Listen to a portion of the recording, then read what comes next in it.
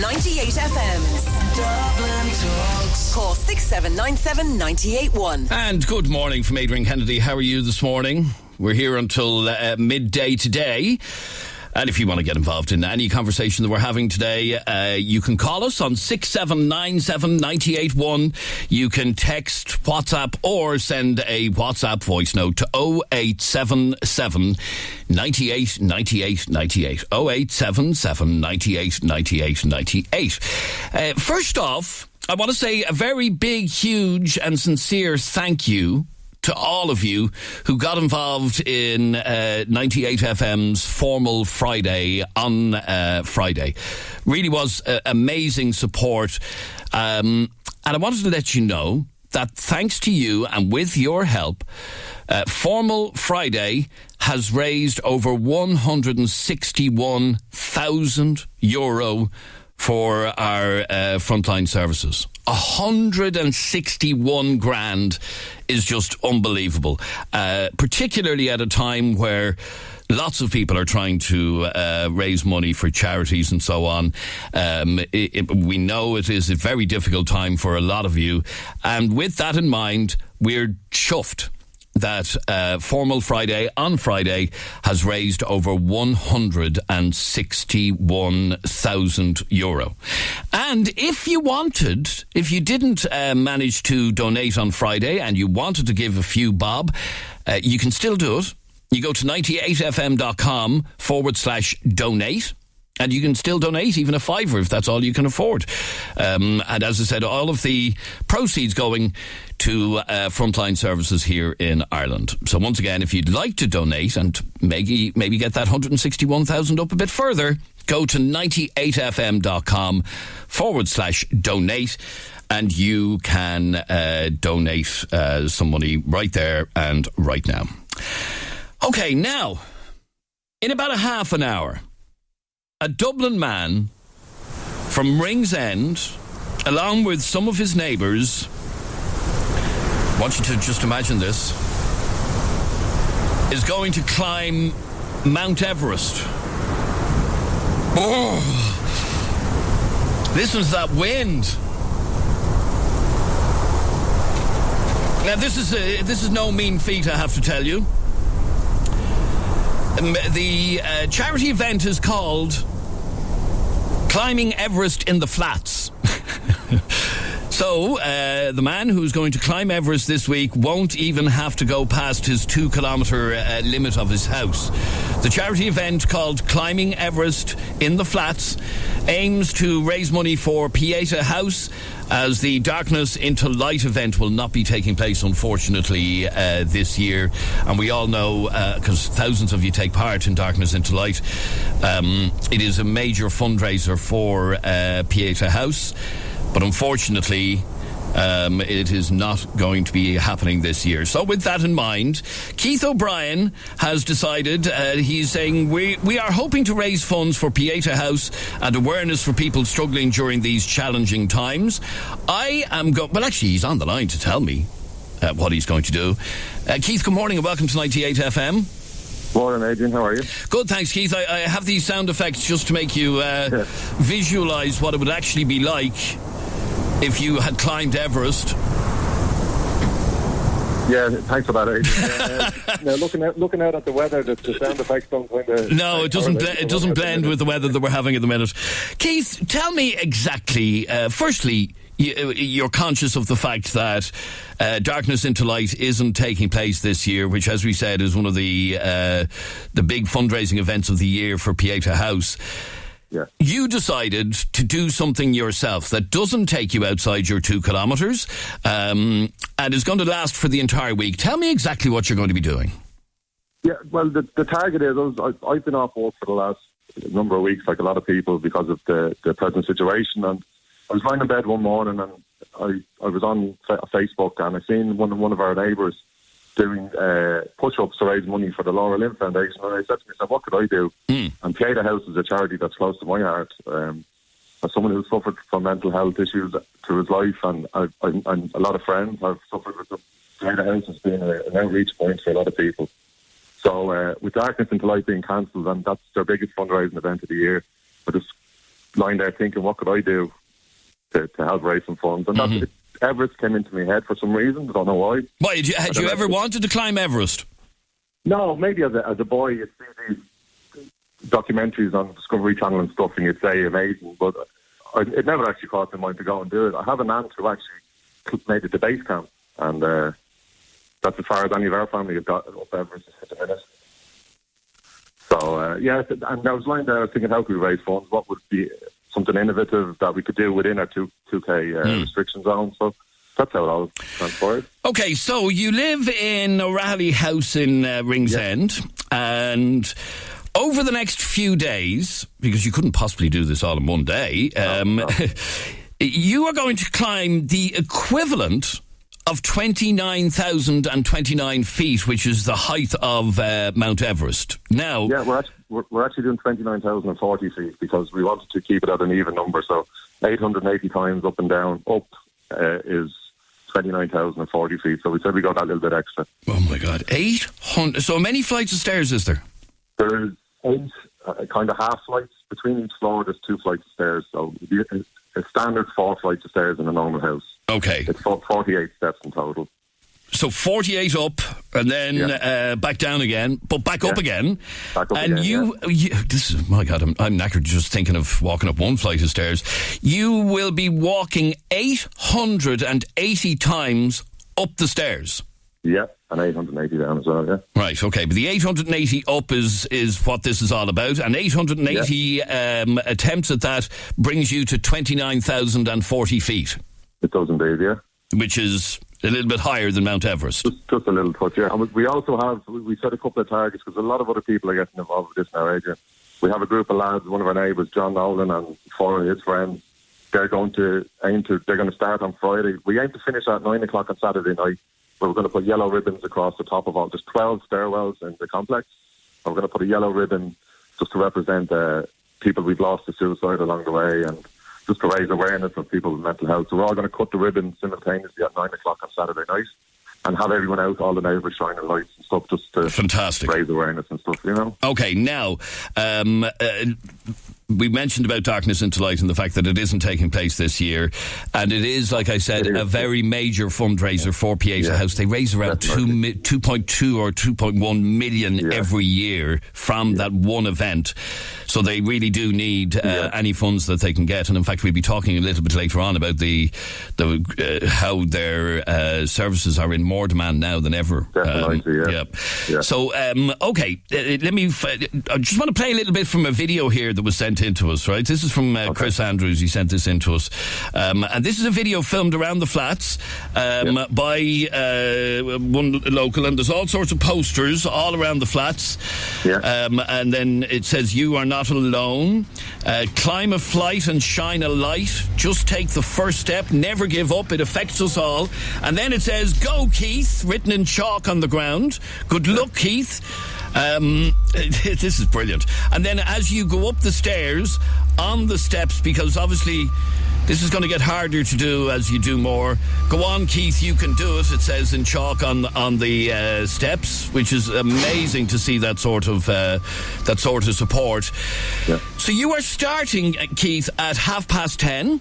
10:30 today, yeah. Okay, how are you feeling? Are you nervous? I'm actually very nervous. I'm more nervous than I thought I would be. But I'm going to give it a go, and what some of the neighbours and some of my friends say, "Keith, if you're struggling, we'll be there for you, we'll support you," and that's what this is all about. Absolutely, yeah. We have some of the kids getting involved as well. We set 24 times up and down is the height of Brayhead, and 50 times up and down is the height of the Sugarloaf. So we have some of the residents that might be able to do the whole lot. Doing their own little challenges as well. So that's fantastic. Get everyone involved. It really, really is. So how many, you said you to go up and down the flights of stairs 880 times this week, between now and Saturday night. So how many a day are you planning to do? Well, I need to average about 180 a day, but I'd like to try get as many done today and the first day. I don't want to overdo it, but my target for today is 200 times up and down. 200. Have you done any practice runs? I've done 10 in a row just to see what it would be like. And? Because I do them quite often, you know, but it was tough doing them all in one go. when you go up one time, you say, oh, that's tough enough. But when you do it 10, one straight after another, it was tough. But I'm going to break it into smaller blocks, do 20 at a time, have a water break and a banana or whatever, and then carry on.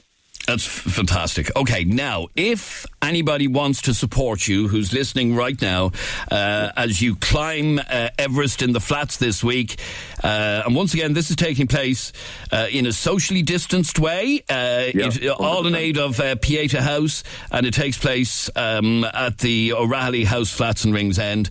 How can people support you in your effort this week, Keith? If they go on to the Darkness into Light Ringsend page, there'll be a link on there. There's also a link on my Facebook page, and none of them Chris Andrews' Facebook page, and a number of the other Facebook pages.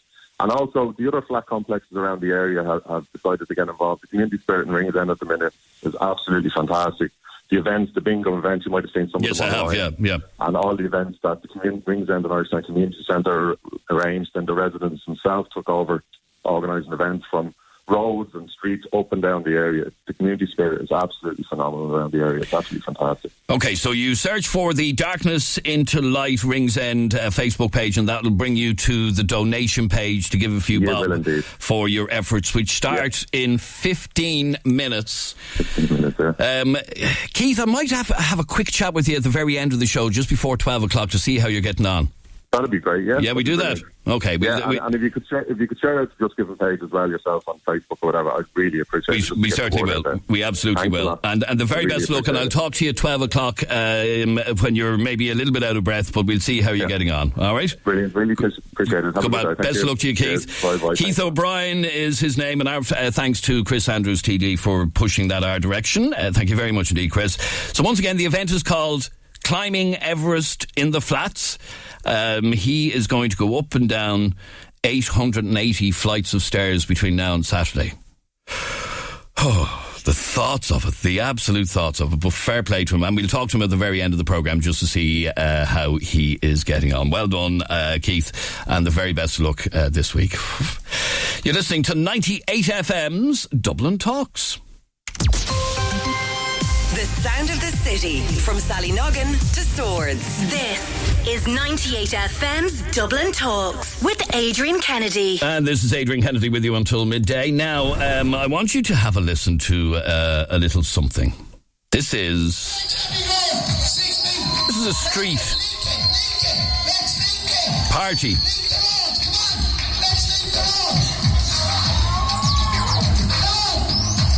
Last week on the show, we had a big debate on air about the residents in a particular estate in Dublin 15 after a video emerged of a street party taking place. There was uproar on the programme about it last week. But yet again, over the weekend, several videos have emerged of street parties taking place all over Dublin, including this one that I'm playing now, where a DJ is set up in his front garden and the whole street is out doing the Macarena. And I have to tell you, there isn't much social distancing going on here. They are not 2 metres apart. And this is a very, very, very short 2 metres. And the video, which is on our Facebook page right now, is causing a lot of anger. And as I said, it shows a street party that took place in Donamead over the weekend with scores of residents lining the streets, doing the Macarena. A similar video showed dozens of people doing Rock the Boat on their road. And this is really annoying people because we're all in this together. We are all socially distancing. We are all staying apart. Well, most of us are. That's the point.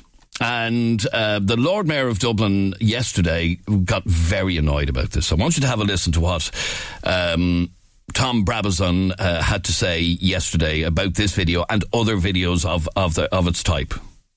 Oh, hang on there for 1 second, if I can get Tom here. Hang on there for 1 second. Sorry, my apologies. I've just a slight technical issue, which I have just fixed. Good morning, everyone. I'm Tom Brabazon, Lord Mayor of Dublin.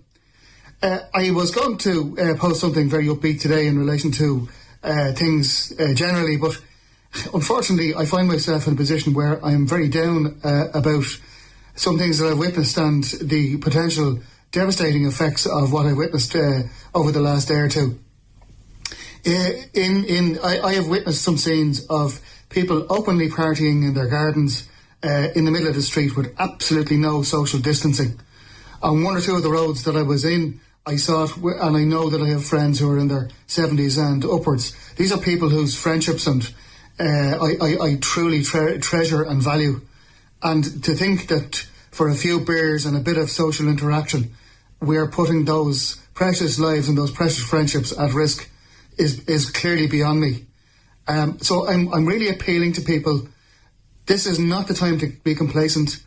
This is the time where we need to be absolutely vigilant and absolutely distant from other people. This is the period where we can continue to save lives. If we are complacent, we forget about distancing and we put lives at risk. Please stay apart to stay together. Thank you. Right, that is the Lord Mayor of Dublin speaking yesterday morning after seeing the likes of the video that we played from Donaghmede. It wasn't the only one, I have to tell you. And we don't want to specifically focus on one state because these street parties have happened all over Dublin again this weekend. And we want to find out, what is your opinion on this? And what should the Gardaí do when they see them taking place? Are they just a bit of fun? Communities coming together during tough times? And maybe you believe people shouldn't be shaming an estate like this because this is a difficult time for all of us. Or maybe you think that these people... Let's remember that here in Dublin, over 50% of the cases of COVID-19 are right here in our capital city. Over 50%. The other 50% is spread around the rest of the the rest of the 25 counties here in the Republic. And a lot of people can't understand how these sorts of things are happening here in Dublin when we have over half the cases of COVID-19. I'd like to hear from you on 6797 981. You can text, WhatsApp or send a WhatsApp voice note to 0877 98 98 98. Fran was the first one on to us about this. These people having street parties are the same people who are going to be moaning on May 5th when these restrictions are extended. And you can bet your life that these were the same people that were queuing 2 hours for a year's supply of toilet roll. You just can't educate stupid people, unfortunately. Okay, now, a lot of people think, no, we shouldn't be shaming people like this. I mean, they were out on the street. They may not have been 2 metres apart, but it was only a little bit of fun. Others are saying, if the restrictions are extended, as you know, next Monday, or next Tuesday, should I say, is when the current restrictions officially end, unless they're extended. And a lot of people believe that if the restrictions placed on our lives at this moment are to be extended, it's because of this sort of thing. Directly, because people are giving the 2 fingers to the social distancing guidelines. And if it is to be continued, it is because of stuff like this. How do you feel about that? Call me right now on 6797 981. You can text, WhatsApp, or send a WhatsApp voice note to 0877 98 98 98. Like this one from Tom.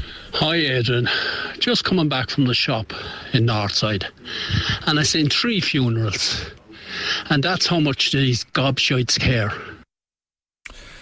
Okay. Do you not care? We'll take a quick break and we'll take your calls in just a moment. The sound of the city from Drumcondra to Dorky. This is 98 FM's Dublin Talks with Adrian Kennedy. Our telephone number is 6797 981. You can text, you can WhatsApp, you can send a WhatsApp voice note to 0877 98 98 98. I want to get your thoughts on this whole thing of... videos, not just this one that we have on our page from Donaghmede, there were other ones, showing basically street parties. And people thinking they might be socially distanced, but they're not. That's the reality of it. Certainly in that video, they're not. And you heard, in fact, I'll be speaking to him in a couple of moments, the Lord Mayor of Dublin, not at all happy with this. And the reality of it is, as I said, that people doing things like this will lead the health authorities and the Minister for Health to go, I'm really sorry, ladies and gentlemen, we're going to have to extend our lockdown even further. And I know for an awful lot of people, that's just a nightmare thought. The thought of going through this for even weeks and weeks and weeks. And with over 50% of the cases of COVID-19 being here in Dublin, and people having street parties like that here in Dublin, it would make you think that the restrictions won't be eased next week, which, as I said, is a nightmare scenario for all of us. Bobby, you're on 98 FM. Hi, Bobby. Good morning, sir. How are you? Good, thank you. You are very annoyed looking at this. Why? I'm not very annoyed, no. I'm more annoyed about the bigger picture, which is people from Northern Ireland are coming down and not being stopped. That's really more upset about them.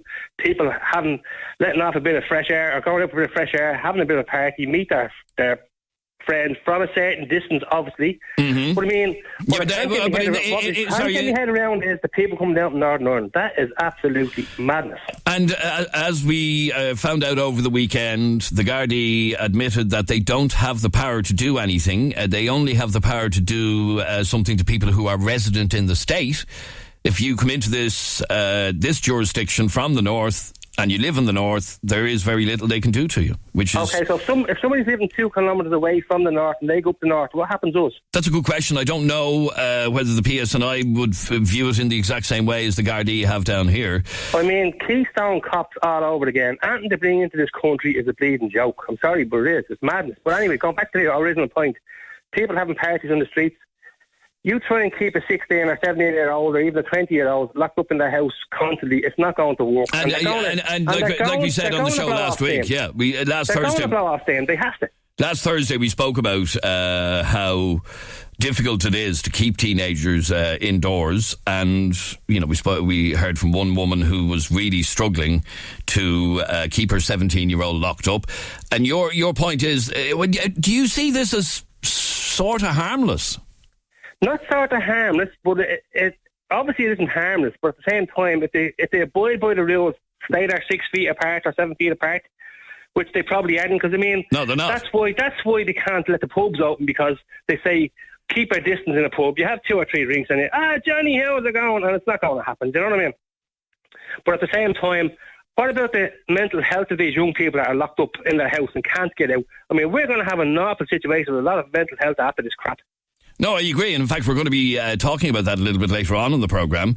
And like I said, under normal circumstances, and I said this last week on the show, under normal circumstances, to see a community, to see a housing estate coming together in this way would be amazing. We would be applauding a local community for getting together in this sort of way. Mm-hmm. But we aren't in normal circumstances. That's the problem. Yeah, I know, but at the same time, they have to let off steam somehow. I mean, I'm in my 50s and I'm going bleeding bananas. Yeah, we all are. We all are. Can you imagine being in your 20s? I mean, if I was in my 20s, I most certainly wouldn't be abiding with the rules. Absolutely not, no. Okay, stay there for 1 second, Bobby. 6797 981 is our telephone number. Let's have a listen to this WhatsApp voice note from Michelle. Hi, Adrian. I agree with that last person. People need to be educated. They need to go onto YouTube and just put into YouTube how germs spread for preschoolers. I'm a preschool teacher, and hygiene was a huge thing even before COVID-19. And you just need to show how easily it spreads. Yeah, you may not have it, but that doesn't mean you're not going to get it. Someone could literally just breathe in your hairline, and it's like, you're a carrier, you go into Tesco, that's how it spreads. We're not meant to be sitting at home to go out and have a street party. No, we have a street party when this is all done. Like, I missed my nephew, my godson's, my parents' first grandchild's communion at the weekend. We did a Zoom call on Saturday night.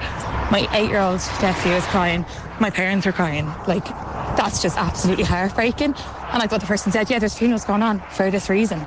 Imagine if someone on that street party had someone that died and they can't even go to the funeral because that's social distancing. But a street party for a few beers, people you haven't talked to in a year. People need to cop on. All right. Now, like I said, under any other circumstances, we would think, isn't that great to see that housing estate getting together like this? Isn't it great to see such community spirit? And it does show community spirit. I mean, let's be honest about it. It does show community spirit. But is it the right sort of community spirit at this time? Rosie, you're on 98 FM. Hi, Rosie.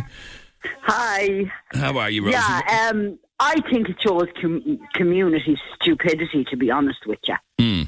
I'm stuck in this house, right? with my granddaughter. My son works in Tesco. His partner is a carer. Like, we're here. We're terrified that it's going to be brought back into the house. I'm scared for my granddaughter because she's got asthma. I mean, and then I have to look at these idiots jumping around some housing estate in Dublin, acting like fools. I mean, it's pure stupid. There's no reason for it. I mean, why are they doing it? People do anything these days just to get themselves on social media and shit like that. I'm sick of it. Oh, you really are angry. I am. I'm just totally angry. Like I said, there is a fine balance here between something that is community spirited and something that is, as you said, community stupidity. You see it as the latter, as community stupidity. Yeah, well, what else could you see it as? Do you know what I mean? I mean, there's a virus going round. I mean, we're all told to stay 2 metres apart.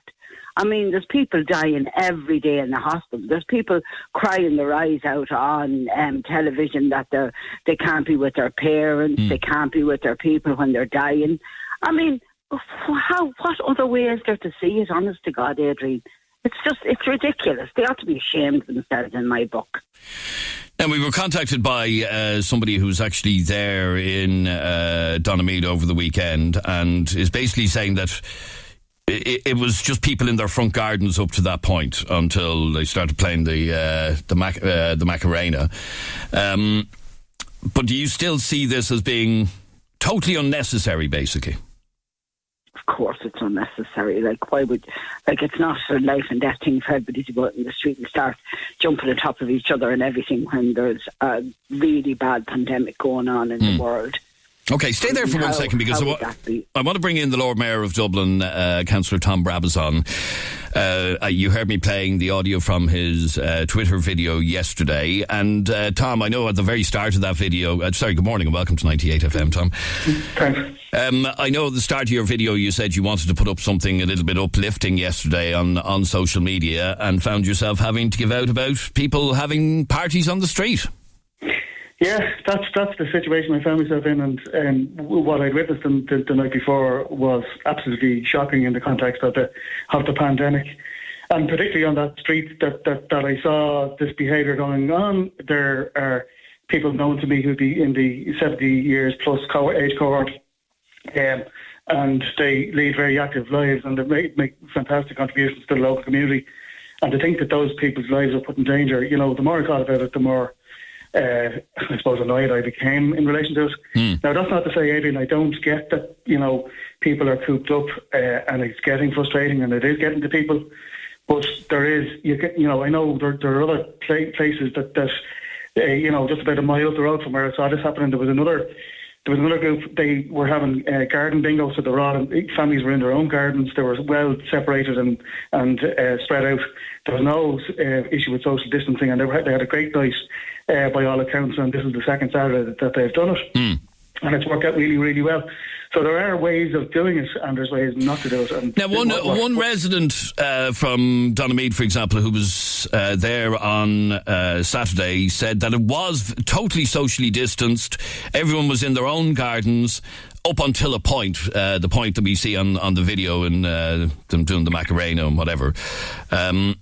Is it a case that we should just stop having these socially distanced get-togethers? No, I wouldn't. I think people need to have some kind of release, and I get that. You know, it is necessary. You know, particularly after a long week cooped up in the house and not being able to get anywhere other than for a walk or a bit of exercise. I really get that, and people are missing their friends and whatever. So it is necessary that people would have some level of social interaction. But the example that I gave earlier on, where the Saturday night bingo, where people do stay in their gardens, is a good one, and it is a model that could be followed. We're not saying that people have to be locked under lock and key, 7 days a week. We're not, certainly that's not the message. But the social distancing, what I saw on Saturday night, there wasn't social distancing in the gardens, and what was in the middle of the road wasn't. I hadn't seen that until afterwards. I saw that on social media, but what I saw was crowds of people in front gardens with bottles of beer in hand, and apparently that had been going on for a number of hours at that stage. from reports that I had received in respect of, from very reliable sources within that community. So, there is a balance to be struck. But, if we abandon social distancing or become careless about it, we are going to put lives in danger. It means that we're going to be put getting back to any kind of semblance of normal life back on the long finger. I mean, I was saying a while ago that the government has said that before the weekend they will give us an indication as to where we're at and whether or not we can, in any way, lessen the restrictions somewhat. But the point that I was making was here in Dublin, we've seen over 50% of the COVID-19 cases are here in Dublin, and it does strike me that with this sort of thing going on, it would lead the health authorities to say, well, we're not ready yet. We're not ready to relax the restrictions yet. Yeah, well, I mean, that's a rational conclusion to come to in the light of the figures and the infection in the city. There's no question about it. And, anybody in authority making a decision is going to be very, very reluctant. And they're going to be, in order to save lives and stop the spread of the infection, they're going to be probably as conservative as possible. And in the light of what happened at the weekend, they may be more conservative. OK, but stay there for 1 second, Tom, if you can. That's Councillor Tom Brabazon, the Lord Mayor of Dublin. Not at all happy. And by the way, the video from Donemead isn't the only one. There were several that emerged over the weekend. But Danielle, you were one of those at the street party in Donemead on Saturday. Yeah, I was. And you said in your message to us that I agree the video does not show social distancing from the angle it's taken, but I can tell you that everyone was in their gardens up to that point. Yes, they had been. So it was. I had sent in 2 pictures just from my angle, and there was social distancing, and anybody that was sitting together were from the same household. Okay. And I just wanted to bring to light, because a lot of us are getting crucified, being told we should be petrol bombed, and our families' death being wished upon them and stuff like that, which is totally ludicrous because it was never intended as a slap in the face for anybody or to offend anybody. It was just a community trying to come together for those people who haven't seen their families and stuff. And Danielle, as I said a couple of minutes ago, in normal circumstances, we would all be praising your community for the amazing community spirit. And it does strike me as being great community spirit. Yeah. But we are not in ordinary times. Do you understand? And again, this is like deja vu because we had this exact same conversation last week over videos from Dublin 15 from Fort Lawn. We had this exact same conversation, and we had somebody like you on saying, well, actually, it's not as it seems. Do you understand? Now, obviously, threatening to petrol bomb you and all that is just outrageous, right? For starters, and I certainly won't be allowing anybody on to say anything like that. But the point being, the anger. Do you understand the anger when we talk about the fact that we'll all be very upset if there's not some easing of the restrictions next week? But we're not there yet, and things like this don't help. I know, I do understand that, and I can understand people's frustrations because there are many people who aren't leaving the house at all. And I do get that those people would be frustrated. But what I want to just bring to light is that we were actually social distancing apart from what looks like we weren't. Okay, so and I know that's very easy for me to say, And it's the exact point that was made last week from Fort Lawn. Yeah. It was, we were socially distanced until we got out on the street dancing the maniac. Do you know what I mean? It was, I do. It was a very similar argument that we heard last week. Tom Brabazon, sorry, just bring back in the Lord Mayor for a second. What Danielle is saying quite clearly is that what you see in the video was just the very end of the party, essentially, and there was all social distancing up to that point. Yeah, well, certainly, if you were relying on the video, you couldn't be conclusive to say, that there wasn't social distancing there. That's absolutely correct. But I drove down the road and I drove back up the road, and twice I saw crowds of people in 2 gardens, and they weren't social distancing, and the numbers of people who were in the garden and the age cohort that was there, they couldn't have possibly been from the same family. So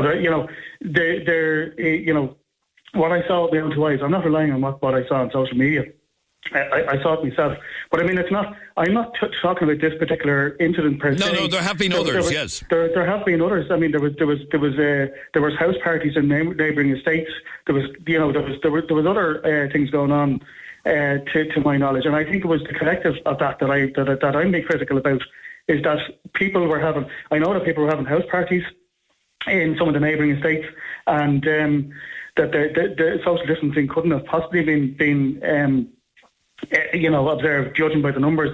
So what you saw, Tom, was, and with your own two eyes, not videos on social media, was before they started doing the Macarena on the street, you saw too many people gathered in front gardens that couldn't possibly be from the same household. Yeah, that's exactly it. Yeah.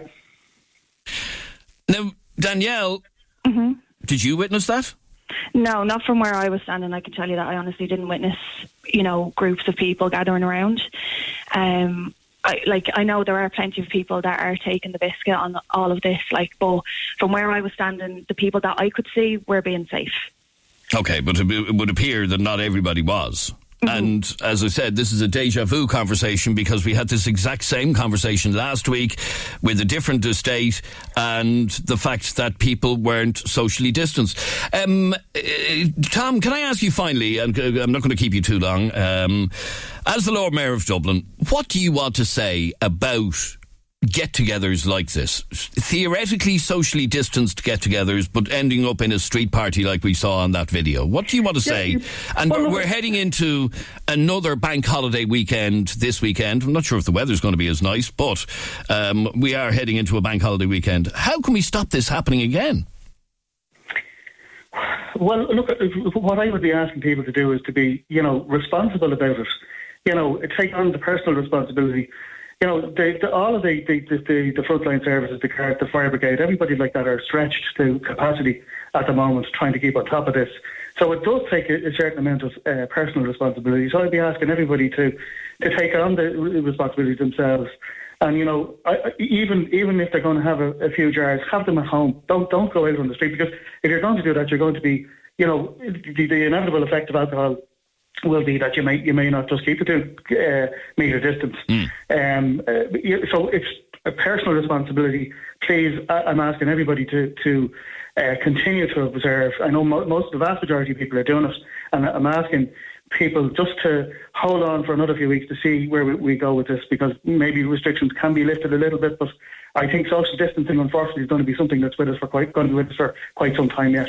So we're going to have to get used to it. Okay, Dublin Lord Mayor, Councillor Tom Brabazon, thank you very much indeed for talking to us on 98 FM. Danielle, I've been asked to play this message from this WhatsApp voice note for you, if that's okay. I actually know that, that's on right now. It's okay to be in your garden, that's fine. But what I just don't understand is that not everybody that was there was even living on that road. Some people have brought their kids down to the road to see and is visiting their own parents that don't live there. I just don't understand that. Why is it okay for Tom, Dick and Harry down the road to be self-isolating and staying away from everybody, and then other people then the weekends are just going out and having a few beers and singing with everybody? Can you not do that when this is all over and we all celebrate together?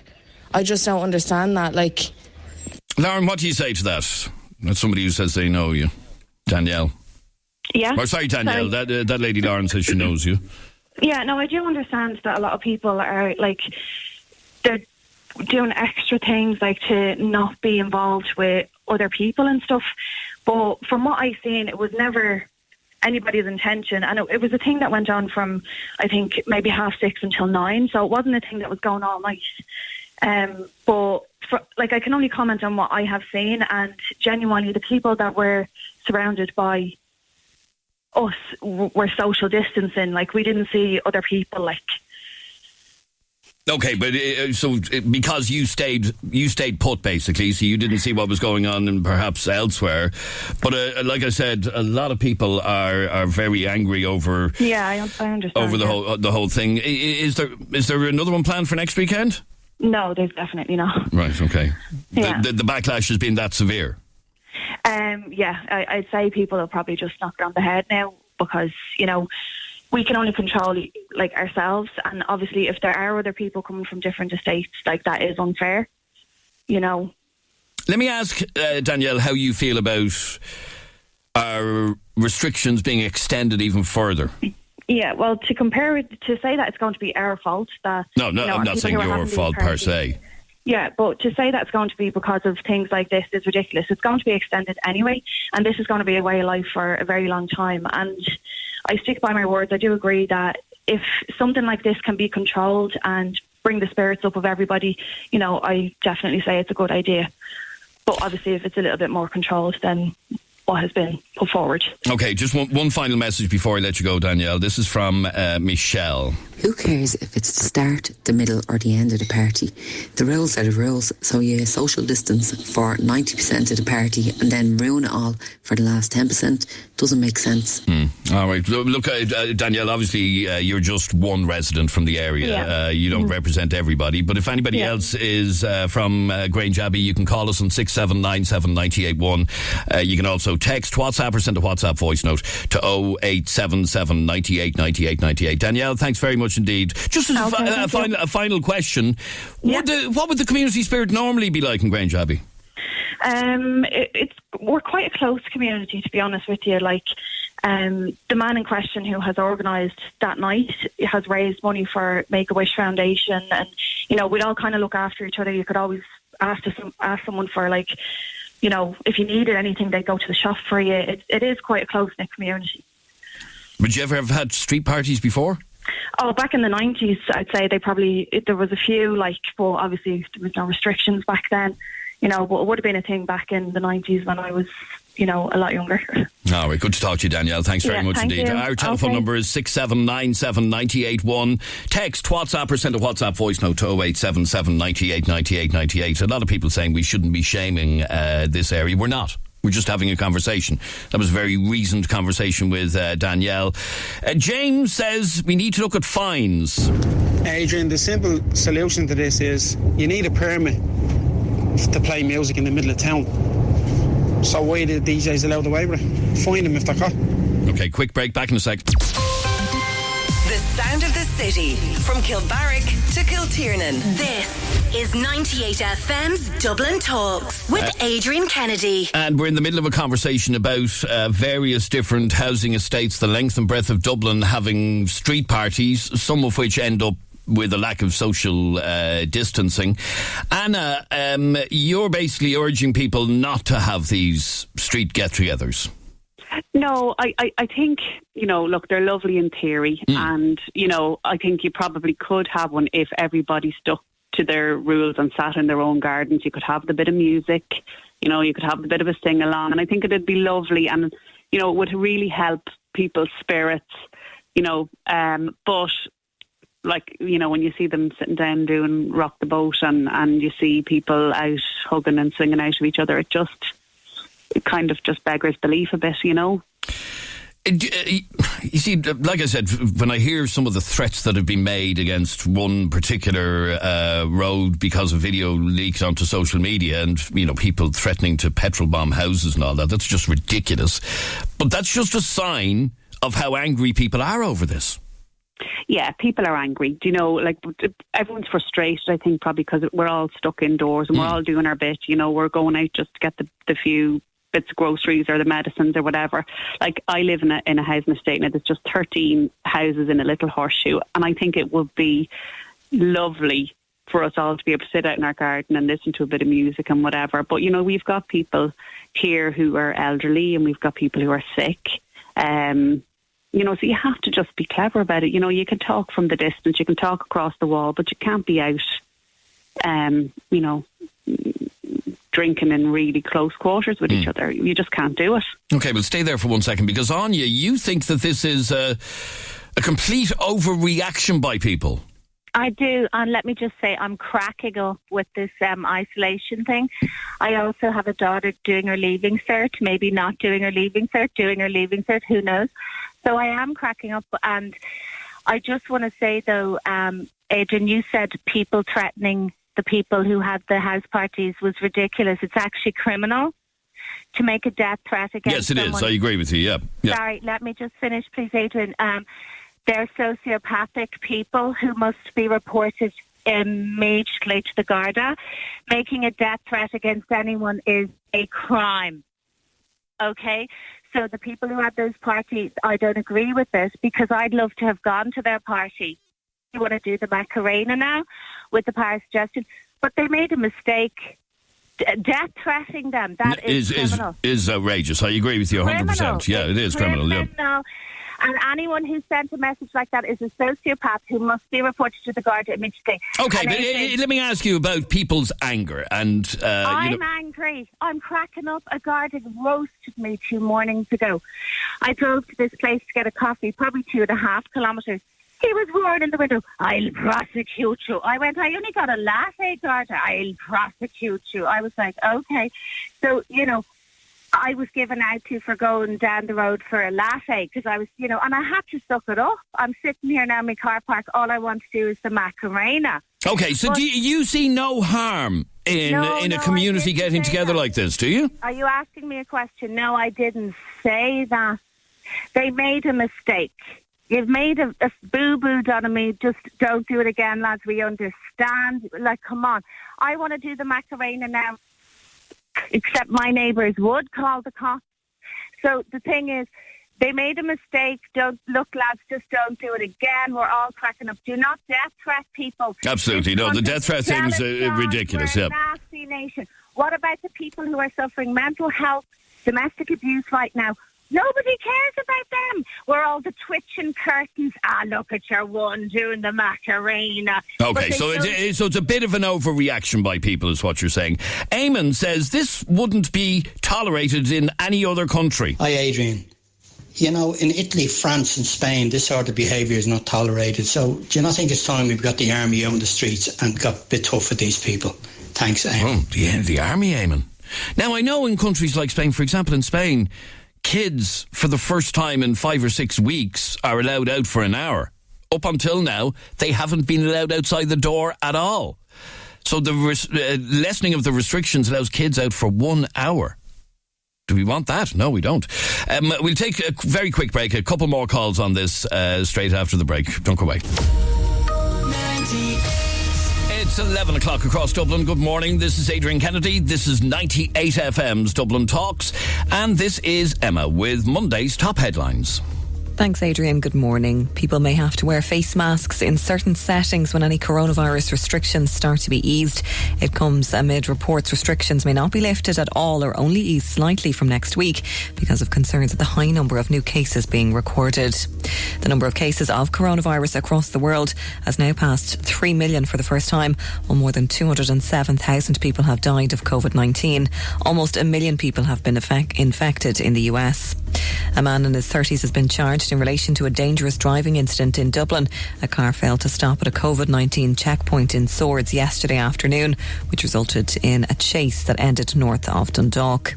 And there'll be no Rose of Tralee this year. The 2020 competition has been called off, the first time in the festival's history that it's had to be cancelled. And now you're up to date on 98. 98 FM's Dublin Talks. Call 6797 981. Now, we're in the middle of a conversation. We'll take another couple of calls on street parties happening regularly. And the fear is, as you just heard in the bulletin there, some, if not any at all, restrictions might be lifted this weekend. And the thought, I know an awful lot of us are, I am myself now, a little bit nervous about nothing being eased next week. That would be awful. But looking at the amount of cases that we still have in Ireland, it is quite possible that nothing will be lifted next week. Eamon, back to the street parties. Adrian says, we're making sacrifices. Why isn't everybody? Myself and my friends who are originally from the Baldoyle area were disgusted with this over the weekend, and we're talking about it last night. We've all stopped following those type of people on social media because we're not able. We're staying well away from our family, our friends. Some of us haven't seen our family in nearly 2 months. It's absolutely shocking. Those people should be disgusted with themselves. Disgusted with themselves. Brenda. I think that people need to have stuff like to be able to keep social distance but eat interaction. But it isn't that hard to actually do that. Like, look at what the flats are doing with their dances and their bingo. Like, there doesn't need to be a street party with drink and everybody getting too close together. Like, it's just activities are fine, but people are not adhering to social distancing. But it's not hard if it's pre-planned by someone in the neighbourhood. Like, now is a good time to start like a neighbourhood committee, a neighbourhood watch, and now is a good time to pre-plan these kind of things instead of one person going out into their garden and drinking and everybody else joining in, and then that causes uproar. Okay, let me go to where am I going next? Jenny, you're on 98 FM. Hi, Jenny. Hi. Is it fair that we're shaming people for having a bit of fun during these difficult times? No, because we're all making sacrifices. We all have done our bit, and it's really sickening. Like, I used to live near Donamead, and it makes me sick to see them, all those street parties happening when we're all doing our best to stay away. I haven't seen my family for 2 months. Nobody. And if the restrictions aren't eased next week, which I don't think they will be now, that's another few months that I won't see my nieces, nephews, brother, sister. You know, it's annoying. It really is to see all these posts on Facebook, I have to say. Annoying because you feel that they're giving the two fingers? Is that what is that the feeling? No, pretty much, yeah. They don't care. They don't care one iota. My sister is not a nurse, but she works in a hospital. She's on the front line, and she's putting herself at risk every single day she goes to work. And it's a real kick in the teeth, to be honest. You see, in a couple of minutes I'm going to be talking about the mental health impact of this whole thing on people, and it can be very devastating. It's to see, and I get the whole 2 meters apart thing and the lack of social distancing, especially in one of the videos that came out. But you do need to smile a little bit as well. You do need to try and have a bit of fun, if for no other reason than for your mental health. I 100% agree. However, there is better ways to do it than what they were doing on that video. Okay, stay there for 1 second. Now, Steve, you had a bingo night in your cul-de-sac in Coolock, and it was all very safe and very distant. It was, yeah. So we have a green in the middle of the cul-de-sac, and so just one person went out, called the numbers, everybody else then marked off their cards. And everybody stayed in their own gardens? Yeah. There's a couple of people from the older generation in the cul-de-sac, and they were able to sit outside their front door. They could hear us, and they played along for maybe an hour and a half on Saturday evening from 6 to 7:30, 8 o'clock, and then everybody went. Okay, so there was no playing music and no Macarenas or Maniac 2000 or anything like that? Definitely, no. So, that was quite controlled. Everybody understood that they were there to sort of, I suppose, have a bit of social experience with other people outside, but not close to each other, and definitely not with music and any sort of madness like that. But okay, so you can see it as well how it could easily get out of hand, like, you know. Yeah, now, you see, my worry with these street parties is, and this is one of the points that the Lord Mayor made earlier on. Okay, playing bingo as you've done, and you're doing it again this weekend, I understand. Hopefully, yeah. Hopefully, if the weather stays good, but. My worry is that and this is what the Lord Mayor said, when you have a few drinks and a DJ is playing music, it does, you have to expect it to get loosened up a bit, don't you? Yeah, look, it's hard to control, I suppose, people from outside then coming and seeing what's going on when they hear that sort of stuff, you know, and then I feel a certain amount of I feel sorry to a certain extent for the residents in Grange Abbey, because they probably set out with the best intentions to do something, and all of a sudden then it just got out of control, and I was up on social media, and the repercussions of that, then you can't go back from it, you know. No, and once it gets leaked online, that's when people start getting very, very angry, because, you know, most of us are staying at home, doing what we've been asked to do. All of us are hating it. There's not one person listening who loves this whole experience. Nobody does. But we have to do this in order to hopefully have some of the restrictions eased next week. But the fear is that that's not going to happen. Well, yeah, and the same people, I suppose, that are having street parties to a certain extent will be the ones that are given out. When Yeah, absolutely. Absolutely, 100%. I agree. All right, well, good luck with the bingo again this weekend, and hopefully you'll have the weather for it, Steve. Thanks very much indeed. Take care. Justine, you're arguing that these parties cannot be allowed to continue. Yeah, it's really terrible, and I really think these people should be ashamed of themselves, because it's just like there's people dying everywhere, all parts of the country, and like I don't understand why they couldn't do the back arena from their garden, you know, like they were social distancing the whole time. Like I'm a student and in my final year in college and extremely stressed at home doing college work and working and stuff, and I'm also working part-time in a fast food restaurant, and looking at people coming in, they have no patience, and they're coming in expecting the food to be ready straight away, when I told all customers, you know, that the food wouldn't be ready until a certain time, and I'd ring them maybe when it was ready, then they could call in. People are coming in, they're not following social distancing, and you know, it's just like nothing's happening. You know, it's just like a normal weekend, and I just think it's crazy how people, like, the guidelines are very straightforward and easy to follow, so I don't understand why people just can't follow them. A lot of people are, and by the way, there was, I'm hearing there was like a ballad session in Ballyfermot yesterday. It started at 4 o'clock and lasted until 12:30 last night. Everyone drinking and dancing and having fun.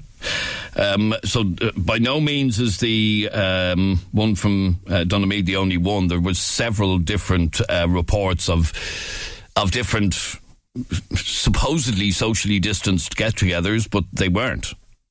Yeah.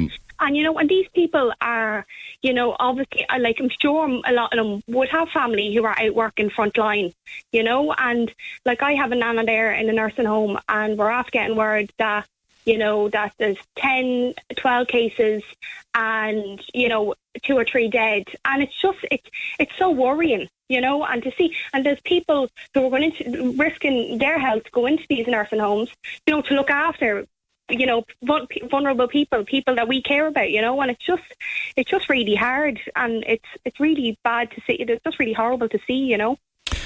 All right, Justine, thank you very much indeed for your call. Let me play some more of your WhatsApp messages before we wrap this up. Scott is very angry as well.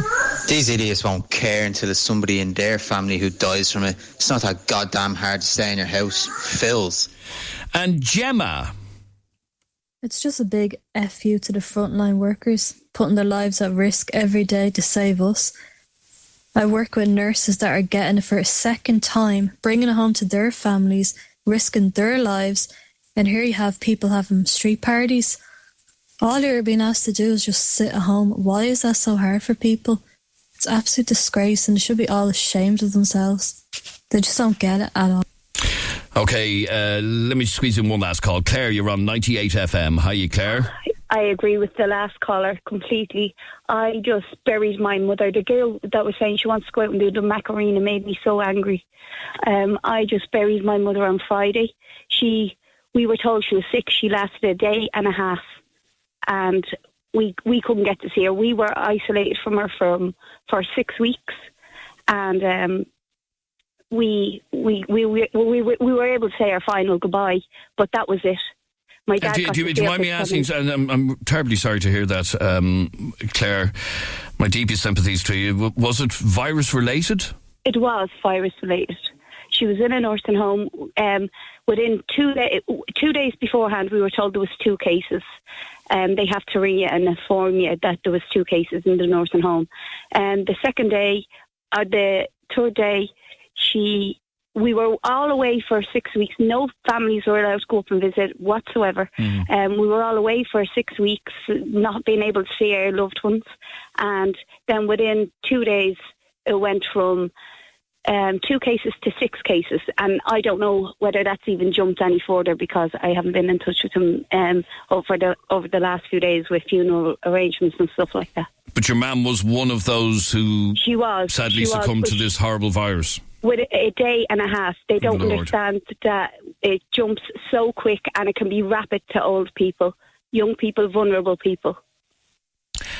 And to see a video like that, and I don't want to just specifically point the finger at this particular one. There was lots of incidents of people theoretically coming together but staying apart, but when the few drinks kicks in, sure, social Absolutely. Yeah, it goes out the window, because a few drinks and they're saying, oh, how are you? And you know yourself, it's the same when you go out. But when it hits home with people, if it hits their home, they're going to be devastated, as devastated as all of us. And yeah, if they lose a loved one, or a loved one becomes sick with this virus, they'll realise how serious it is. And with 20,000 cases in the country or thereabouts, half of which are here in Dublin, it is only a matter of time before every single one of us knows somebody who's been affected. I now know 2 people in my circle that have contracted this virus. Thankfully, that haven't passed away, thank God. But, as this virus continues to spread, we will all know somebody. We will all eventually hear of somebody who's been affected by it. We will. So you're urging people to keep their social distance and to stop the spread of this virus. And let us have a party. The whole of Ireland can party when this is over. And we'll all have a great time. We'll all be able to hug each other, please God, eventually, and talk to each other and be... I can't go down to my father. He's 80 years of age now because my mum died. We all have to self-isolate now for 2 weeks, the whole family. I can't do nothing to see him. Have you had your mum's funeral yet? We did. We buried her on Friday. On Friday, okay. That must have been a terribly surreal experience in itself.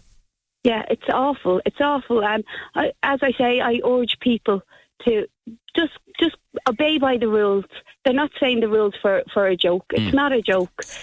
And if it hits home with these people, which I hope it doesn't, but they'll realise the devastation that it causes in a whole family and the loss. My mum was only sick for a day and a half. We didn't even have time to come to terms with her being sick.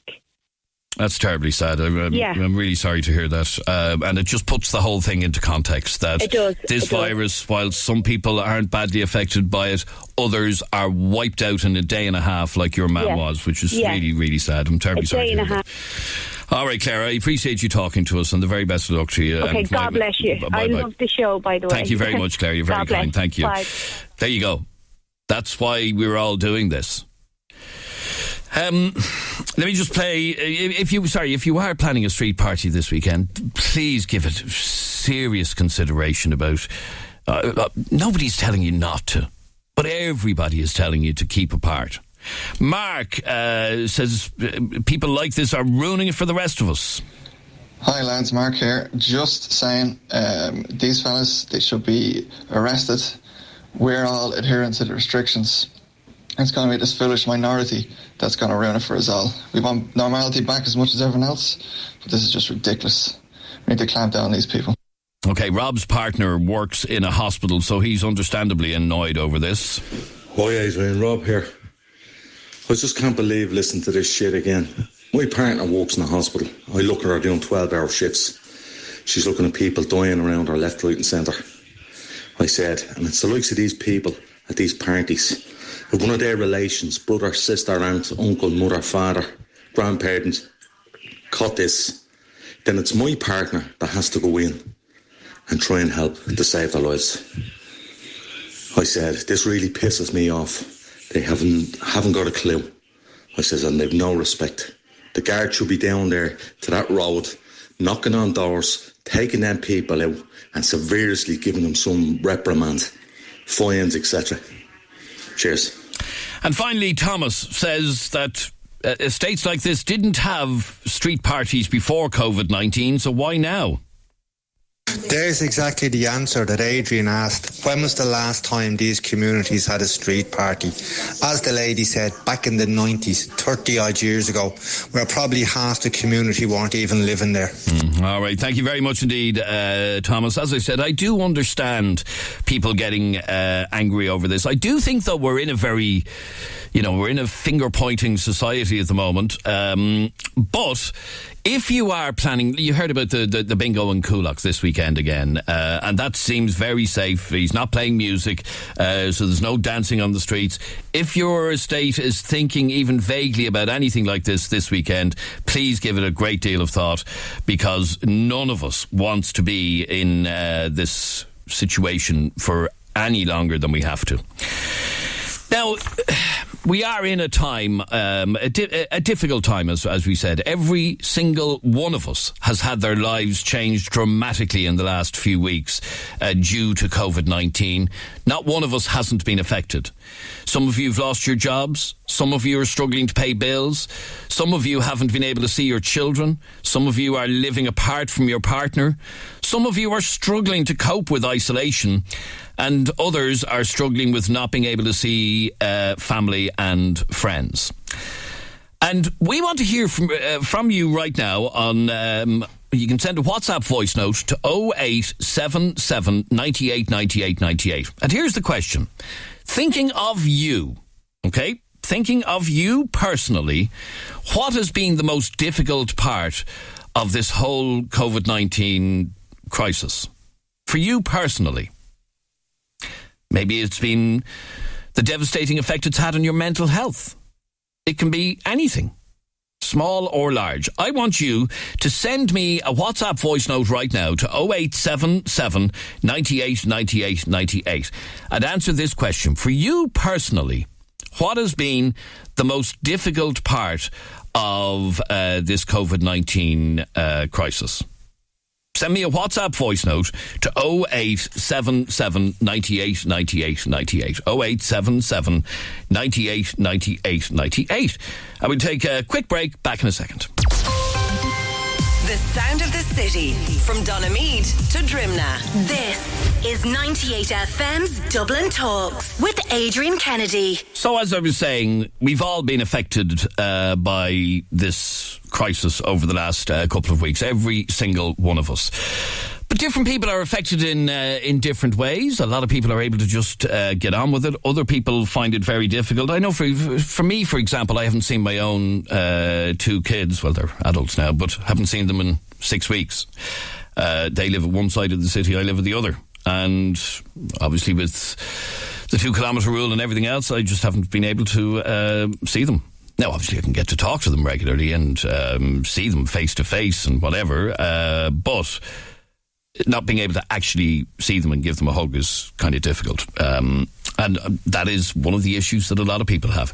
I want you to send me a WhatsApp voice note right now to 0877 98 98 98 and tell me, from your point of view, what has been the most difficult part of this COVID-19 lockdown and crisis and everything else.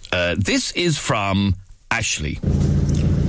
Hi Adrian, the most difficult part of this pandemic for me is, number one, being out of work for the last 4 weeks, and number two, not being able to see my mother and father for the last 5 weeks, as they live in a different county, and obviously I can't travel to see them. Ashley in Coolock. In fact, I have Ashley on the line here. Sorry Ashley, your call just got put through to me as I was playing your voice note. Oh no, what Adrian. So seeing the kids is one of the issues? No, but kids live with me. It's the mother and father. Oh, sorry, yes, the mother and father, yeah. And for an awful lot of us, that is a huge issue. It really is. My own mum and dad are actually in Australia, of all places, at the moment, and no sign of them getting home anytime soon. And mind you, if they were here in Ireland, I probably wouldn't get to see them either. Well, my mum and dad live down in Laois. I live in Dublin. Well, obviously, it's outside the 2 kilometre zone. I haven't seen them in over 5 weeks. Have you been able to FaceTime them or talk to them face to face? Yeah, I talk to them on the phone every day, but obviously not the same. No. And it's amazing, actually, and I don't know what it is, I can't even explain it. You mightn't hug your mum and dad from one end of the year to the next, and now it's something that's all everybody wants to do. And it really is. And I feel the exact same way, because... yeah, it's just something that you feel the need to do at this moment. Yeah. And how are they getting on?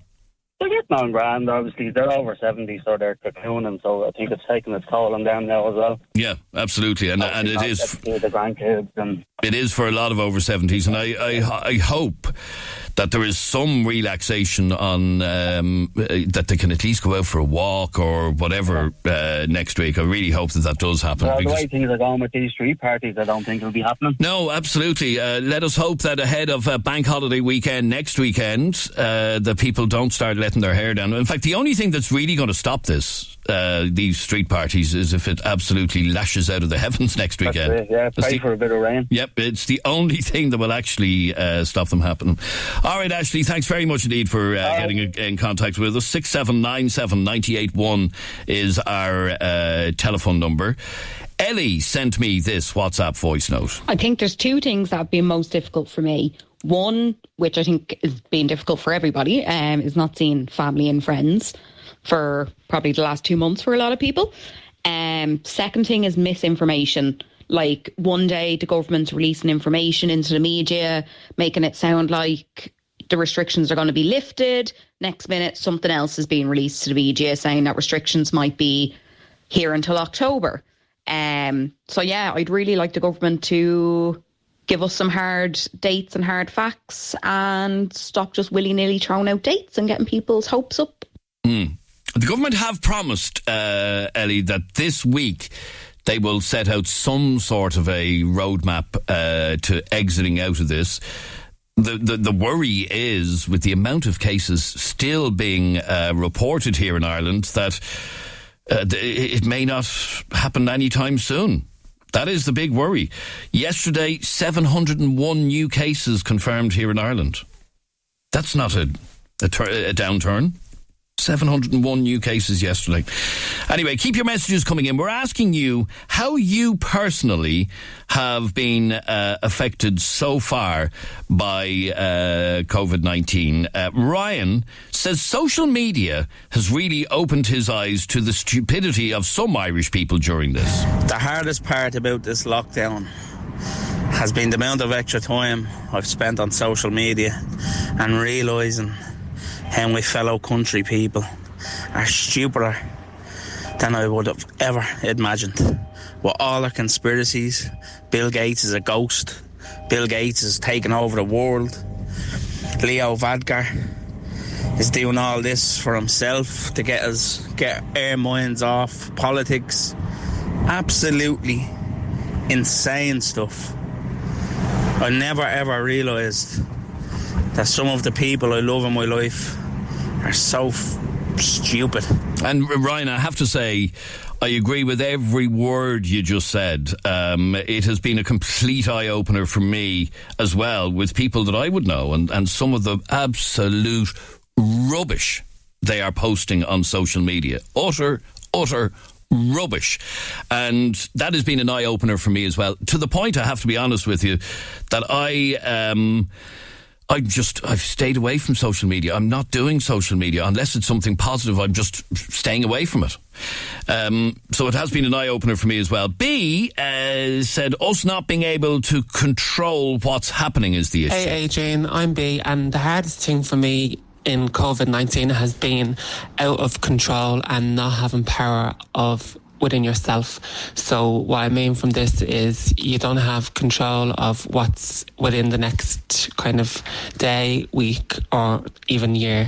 So being out of control and not having power has been one of the hardest things to try to get grips of. Okay, keep your messages coming in. We want you to send us a WhatsApp voice message to 0877 98 98 98. 0877 98 98 98. We're asking you, what is that one or maybe two things that you're finding most difficult during this whole COVID-19 crisis? The one thing that you're finding very, very difficult to deal with. Shannon is stuck in the UK. Hey Adrian, I think the biggest thing I'm struggling with is feeling trapped. I'm in England at the minute, living with my partner but no family. So that's a bit hard. Now the boat is available to get, but it's just something I wouldn't even consider with the whole social distancing. I wouldn't risk bringing home. I haven't been home since February. I normally fly home every 2 weeks. So yeah, hopefully it lifts in the next 2 months. I can't go another few months without seeing them. Have a good one. Shannon. All right, Shannon, thanks very much indeed. And I think a lot of people can relate to that, although we're not in a different country, but that feeling of being trapped. I think that's a feeling that a lot of us can relate to. And as the last message saying, not having any control over, or not being in control surrounding this whole thing. G is finding it hard to deal with isolation. Hey lads, I find the worst thing for me about all of this is the loneliness. I live alone. I'm out of work now since the 13th of March. I haven't seen my daughter since February, and I just find it all really tough. I'm a real people's person. I'd normally have mates over 3 or 4 nights a week. Now at the moment, can't do anything. I just find the whole loneliness of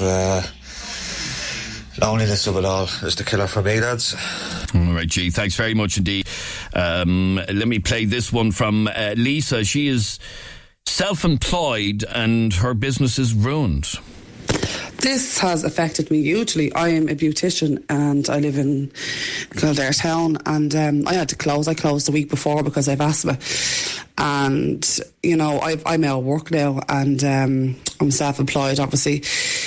And now I can't go back to work for a long time. I'm on my own with 2 children. I find it very hard as well, you know yourself, with teenagers in the house as well.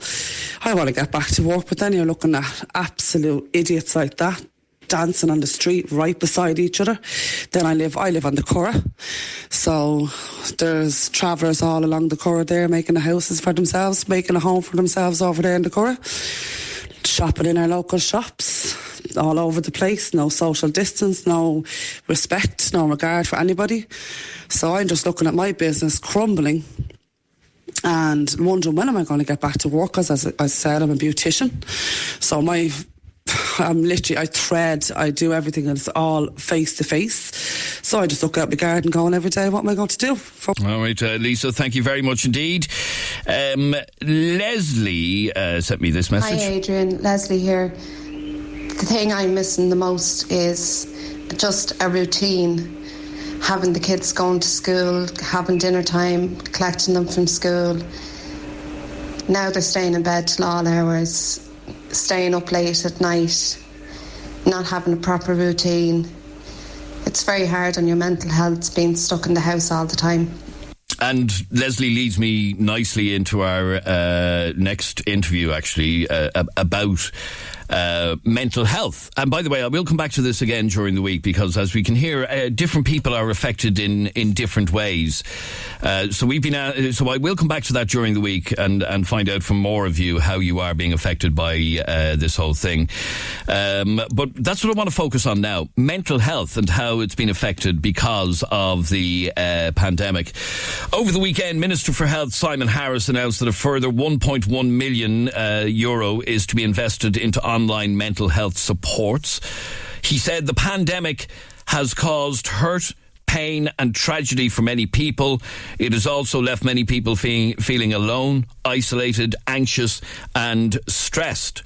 That's what the Minister said over the weekend. Now, the move to give an extra 1.1 million to mental health supports comes following a dramatic increase in the number of people accessing mental health supports since the pandemic began. I'm joined on the line by Ian Power, who is the Executive Director with spunout.ie, to tell us how COVID-19 is seeing an increase in people seeking help for their mental health. Ian, good morning and welcome to 98 FM. Good morning, Adrian. Ian, what sort of increase has Spun Out seen in the last few weeks? Yeah, so I guess since the crisis kind of happened and kicked off kind of in early March, we've seen an increase in the number of young people coming to our website of about 60%, and the numbers getting in touch with our text line of about 44%. So what's really interesting is that we're seeing young people talking directly about, using words like coronavirus, virus or COVID in their conversations. Around 1/3 of all texters are doing that at the moment. And obviously that's leading into more substantive conversations then about how it's affecting them and why they're getting in touch with us. Normally we'd see about 25% of conversations relating to anxiety anxiety and stress, whereas at the moment it's about 52%. So it's doubled in that short space of time. And a lot of different drivers for that anxiety and stress, obviously, for students who might be due to sit the Leaving Cert, obviously that can be a big driver. But for others, it's more things around, not being able to socialise with friends and not being able to have access to the outlets that previously would have helped them to cope with lots of different things going on in their lives. So I think it's just a very disrupted time for lots of young people, and I guess more than the rest of us, perhaps younger people have, just by nature of age, less resilience built up at this point in time to be able to cope with some of this, I guess. Okay, so obviously, as we've been hearing, this crisis has affected different people in different ways. But what seems good here is when it comes to young people, we've now gotten to a stage in Ireland in terms of mental health that young people are now reaching out for help. Yeah, absolutely. And I think that's what we'd really like to encourage. So if there's anybody listening to this and they feel like they could do with a chat, please do reach out to us. Our number is 086 1800 280. And I think that's probably one of the defining features of this pandemic, obviously, is that it's a shared experience and we're all going through it. And perhaps that maybe gives people a little bit more permission, or they feel like they've got that bit more permission to reach out. But I think obviously from our perspective, we'd say you should do that anytime you feel like you need to talk. I think what's really interesting is that about 50% of those reaching out to us say they don't have anybody else to talk to, which is quite interesting in terms of our numbers. But I think as well, 48% are saying to us that they're getting in touch because they just want to speak to somebody that doesn't know them. So perhaps they do have family and friends that they could talk to, but they actually would just prefer to talk to somebody who doesn't know them at all. And I think that's really cool as well. I think that's an option for people, and I think that's one of the main drivers, obviously, as to why they're reaching out to us right now. And our volunteers are trained to just listen. They're not trained to give you advice. They're not trained to kind of fix your problems or anything like that. They're there to just listen. And lots of our texters find that really useful, just to kind of have a vent, kind of get off their chest what's bothering them, what's worrying them. And then hopefully, a lot of the time, obviously it's late at night, so hopefully then getting a good night's sleep afterwards. So yeah, absolutely. At the moment, it's really heartening to see that. I think the current situation is kind of a shared experience and one that's creating a lot of solidarity, but hopefully also it's changing the way we think about reaching out for support, and that it's a sign of strength. One of the things that Spun Out said last week was that the mental health impacts of COVID-19 are intense and will last longer than the virus itself. What did you mean by that? Yeah, so I guess we're going to, and we are already seeing kind of the impact of and the trauma of it. So, I mean, there's a number of different ways to look at it. You could look at, for instance, the young people who are at home where there is abusive situations taking place, whether that's against, one parent abusing another parent, or potentially emotional or physical harm against the children and young people themselves. We're seeing a bit of that coming through, much more perhaps than we would normally see. And, there's no escape right now. So the emotional trauma of something like that's going to be significant. Also, we're seeing a lot of younger frontline health workers who probably are at the start of their careers and haven't seen a huge amount of trauma just yet. And a lot of the stuff that they're experiencing right now is quite difficult. Not only the emotional toll of having to work such long hours in PPE equipment, but also as well, spending time with people at end of life who have no family to be able to be around them because of the current circumstances, and the emotional burden of that is quite difficult as well. And I think just generally for all of us, we don't really know what the long-term effects of this are going to be, but we have been carrying out some research with our texters that we'll hopefully be publishing this week, which suggests that quite a significant number of them expect to need further support after this is all over. So I think there will be a wave of demand for services, maybe not a crisis service like ours, but certainly services like Jigsaw and Pieta House in the near term. And I think that's definitely going to be something we will see. Lots of experts are talking about what the expected demand is likely to look like, but I think certainly from our perspective, you only need to look at actually one figure, which is that the numbers of people texting us at the moment has stayed relatively constant in terms of people who are suicidal. So it's around 20% beforehand, and it's currently still 20%. What is interesting, though, is that the number of people who are at imminent risk is down about 70 or 80%. And we spoke to the National Suicide Research Foundation, who kind of said to us that, that is likely to be an experience during kind of a shared experience like this, and one where there's kind of a shared sense of solidarity. But we've spoken to other experts who have said that will not last, and unfortunately things will go back to the way they were, and people will start becoming at imminent risk again. And so I think that's just one of the things we're preparing ourselves for. All right. Now, you mentioned your own number, which is 086 1800 280. If somebody wants to reach out for an anonymous chat with spunout.ie. But one thing I did like on your website, which is spunout.ie, is that you list all the different mental health services that are available, like Jigsaw, Pieta House, My Mind, Aware, Turn to Me, Samaritans, Belong To, LGBT Ireland, Mental Health Ireland, Bodywise and Childline. And you have all of the contact numbers for all of those organisations on your website, which in itself is a fantastic facility to have all of those in the same place. Absolutely, and there's lots of innovation happening right now. For instance, Jigsaw are running group sessions every day on learning how to deal with some of these issues like stress and anxiety, and kind of giving you the tools to be able to cope with a lot of these things. So the organisations are doing incredible work right now, and there's lots of support available from all of them. So we would really encourage people to take a look at them and to reach out to those services that are doing that work right now.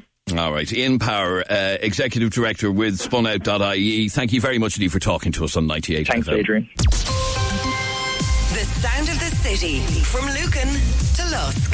This is 98 FM's Dublin Talks with Adrian Kennedy. And for the last bit of our show today, I'm joined by our Jeremy, who's just there. Hello there. Hi, how are you? Good, thank you. Now, for the last bit of our show today, we want to do something that we do regularly on the programme, and we call it Tell Us Something We Don't Know. Explain how this works, please. This is where you contact us and tell us about that little fact you have that nobody else knows about and you want to share with the whole of Dublin. Let me give you an example. This was actually raised by my American relatives the last time they were home, and they were fascinated by this.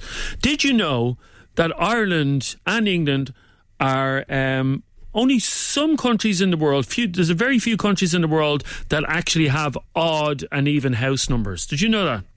No, meaning what? Say, in America, if you go to a street, my family in America live on a street and their number is, say, 101 Green Acres Avenue, yeah? Right. Their next door neighbour is 102 Green Acres Avenue. But when we were growing up on our road, the road I grew up on, our house number was number 20. Yeah. Next door to us was number 18. On the other side of us was number 22. And what happened to 19 and 21? They were over the other side of the road. Was that not the way in your estate? No, it wasn't. No. Ours were all... We lived in number 64, and number 65 was next door to us. Okay, well, you obviously grew up in a posh area. Well, in most areas, most of you listening grew up in an estate where your next door neighbours number was 2 down from you, and on the other side it was 2 up. So on your road, all the odd numbers were on one side and all the even numbers were on another side. Did you ever wonder why that was the case? I didn't even know it was the case. How could you not know that? Because our next door neighbour was number 65 and the other side was number 63. That's rare. That's rare in Ireland. Well, anyway, I did some research into this and found out the reason why odd numbers are on one side of the street and even numbers are on the other is to make it easier for the postman to deliver post. So when the post was being sorted out, if the number had a non-number, it would go in one pile and an even number would go in the other pile. So it would save the postman having to leg it across the road back and forth and back and forth. So he literally has one pile with all the odd numbers. He does the odd numbers on one side, then he has the even numbers, and he does the even numbers the other side. Fascinating fact. Or if he lives in the estate you grew up in, he didn't have to do that. He didn't, yeah. By the way, I think you're probably wrong about that. Because as far as I know... I'm probably wrong. I know where I lived, and I know my next door neighbour was number 63, and the other side of us was number 65. We lived in 64. Bizarre. We want you to share with us a fascinating fact. Tell us something we don't know. Okay?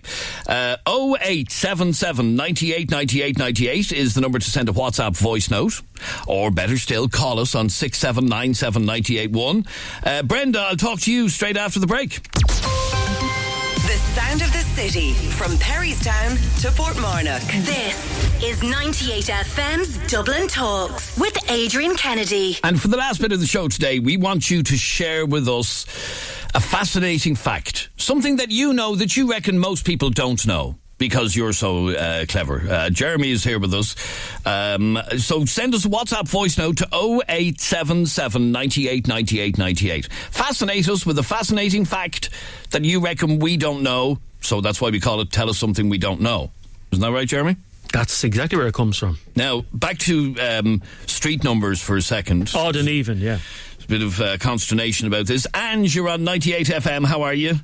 Hi, Jeremy. Hi, Adrian. How are you? Good, thank you. Now, Angela, tell me, street numbers. Where I'm from, down in Clare, every single housing estate down there goes 1, 2, 3, 4, 5, 6, 7, 8, 9, and onwards. Yeah. So literally, is my estate the only estate in Ireland that has odd and even numbers on separate sides of the road? No, because I do know a couple of estates in Cork are like that. My mum grew up. It strikes me, though, that you were saying, Jeremy, it makes it easier on the postman. I would have thought it makes it harder on the postman. I don't know, not a postman. It's so annoying, going over and back and over and back. What are they trying to do? Get the postman exercise? Yeah, I just know when we get where I live now at the moment is odd and even as well, and when we get Chinese food delivered, which is quite often, by the way, they have awful trouble finding us, because say we're number 50 and they're standing outside number 51 and he's ringing me going, I'm at 51, where's 50? And I'm like, it's on the other side of the road. Just look across the road. But no, where I'm from, all of the housing estates are 1, 2, 3. Nowhere in Shannon has the 1, 3, 5, 7, 9. The way I did that really fast, but yeah, it's just weird. I know there's 1 or 2 estates in Cork that are like that, but no, everywhere else, even where I am now, it's 1, 2, 3, 4, 5, 6. And like I said, Angela, where I grew up, it was like I said, we were 64. Number 63 was next to us. Number 65 was the other side of us. And on it went. That's where it is. That's because we're posh, Adrian. Yeah, maybe that's what it is. Yeah. Okay. All right. Thank you, Angela. 6797 981 is our telephone number. Somebody just sent us in a fascinating fact, and I want to see, can you work out the answer to this? Okay.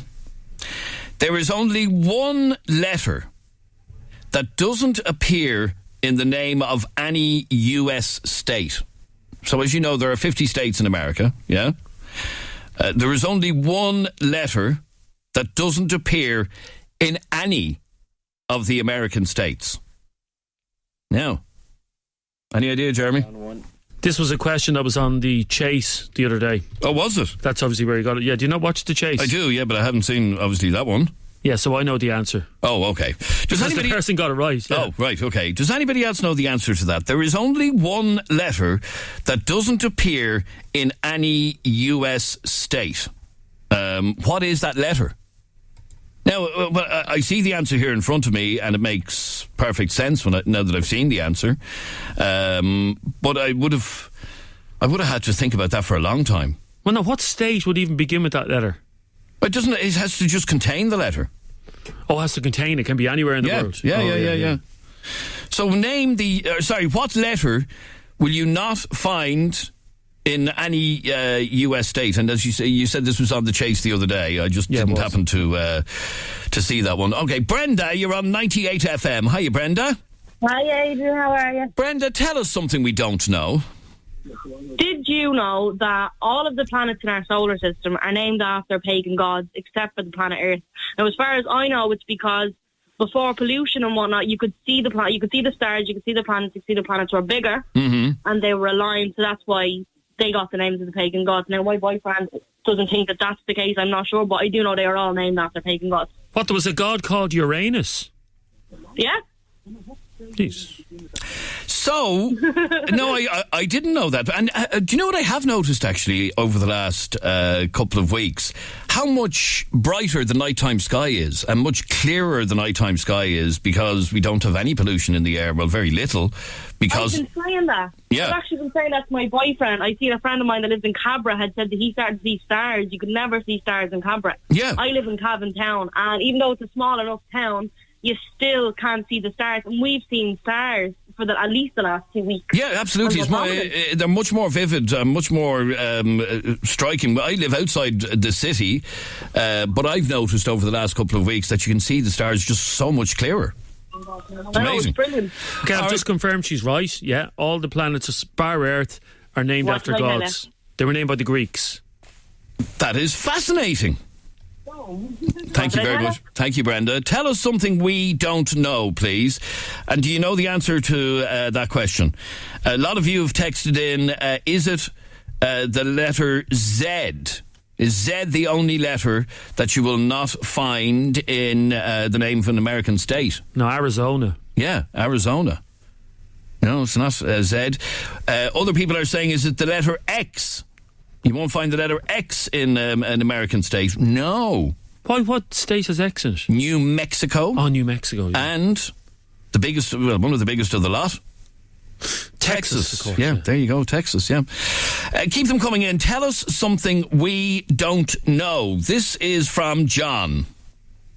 Did you know that in the Love Hate TV series, BMW contacted them and told them not to be using the BMWs anymore, that it was giving them a bad reputation? Oh, is that true? That is brilliant if it is true. I'm going to find it. Leave it with me and I'll find out. So what, Nige wasn't allowed to drive a BMW? Well, you can see why. I mean, he wasn't a nice character. So it was sort of giving off the wrong impression that if you become a big gangster, gangster, you'll be driving a Beamer, yeah. I'll find the answer to that now. Somebody else texted in with regard to the American state. I think it is the letter Y.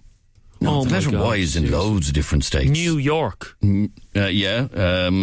What else has Y in it? New Mexico. New Jersey has a Y in it. Yeah, there's loads of states with the letter Y. Just give them the answer. Okay, the answer is the only state in America, the only letter that is not featured in one of the states is the letter Q. Q is not in any state. Now, if you were talking about Canada, of course you have Quebec in Canada, but not in America. There is no letter Q in the name of any state in the US. So there, fascinating fact. I've got some background on the love-hate thing. Yeah. Now, I don't know how true this, but apparently if you watch Love Hate, and it's back on RTE at the moment, if you watch it, they will never show you any make-up car in it. So if you see Nige or Fran or any of those getting out of a car, it won't show you the brand of the car. Yeah, the make of the car. Fascinating fact. John sent me this WhatsApp voice note. Did you know that... Sorry, that's same John. This is from Joe. Adrian, Sally Noggin has all the odd numbers. 1 and 1 and 1, 3, 5, 7. Oh, it actually does, yeah. It actually does. My granny used to live in 151 Pierce Park in Sallynoggin, and next door to them was 153. Makes no sense, sure doesn't. It doesn't, makes no sense at all. Neil from Nutgrove sent me this message. Hi, my name is Neil from Nutgrove, and I think the letter is Q. Thanks, bye. Oh, thanks, Neil. Yes, the letter was Q. It's the only letter not featured in the name of any state in America. The letter Q. Moira sent me this. So Hugo Boss designed and produced the Nazi SS uniform. There you go. Yeah, I think that actually is true. I'm looking it up. Yeah, before Hugo Boss sues us. I think it is actually true. Yeah, it is actually true. Yeah, there you go. Yeah, but that's before they were bad guys. The Nazis weren't always bad guys, sure they weren't. No, when they started out, nobody realised what they were going to become. Well, yeah, that's true. Yeah. So Hitler, before he became Hitler, obviously went to Mr. Hugo Boss and says, "Will you design my uniforms?" And he thought, okay, fair enough, what could go wrong? And it obviously did go wrong. Finally, the word posh. What does the word posh stand for? And where did it ever come from? Now, obviously we know what the word posh means. It means you don't have odd and even numbers on your road. It is a word to describe somebody who's up their own you-know-what and, they're wealthy or whatever, they're posh. Well, the word posh, this is a fascinating fact I never knew, stands for port out, starboard home. And it was for the rich so that they get to decide what side of the ship that they travel on. So when you're heading over to America, say, you want to be on the port side of the ship. And when you're coming home, you want to be on the starboard side of the ship or something. Or like if you're Jack and Rose, you're down the belly of the ship. But Rose wasn't. He was. She was as well. No, she wasn't. Towards the end, she was. Ah, yeah. That was only because they were in the car doing whatever you do. Finally, one more WhatsApp from Michelle. I heard this in a quiz the other night that I was doing. In Sweden, when you donate blood, when it's used for someone, you get a text letting them know. I think that's really nice. Very good. How could they trace that? I've no idea. Oh, sorry, one final thing about Love Hate. Yep. Yeah. Again, if you watch back episodes of Love Hate, you will never see any of the criminals wearing clothes that have a label on them. Ah, right. So you won't see Nige for the same reason, obviously. What? For the same reason. Yeah, so you won't see Nige walking down the road wearing a Calvin Klein T-shirt because nobody wants to be associated with Nige. Now, finally, somebody is calling us to task over the American states and the fact that no American state has the letter Q in it. And somebody has called us to task and said, you idiots, you forgot about Albuquerque. Oh, that's a city in New Mexico. Albuquerque is not an American state, it is a city in New Mexico. There you go.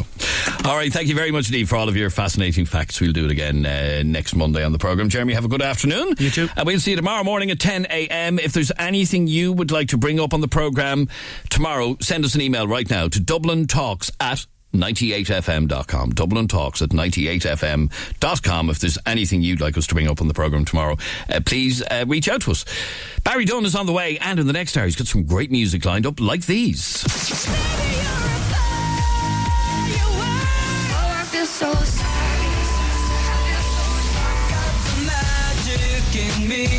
98 FM.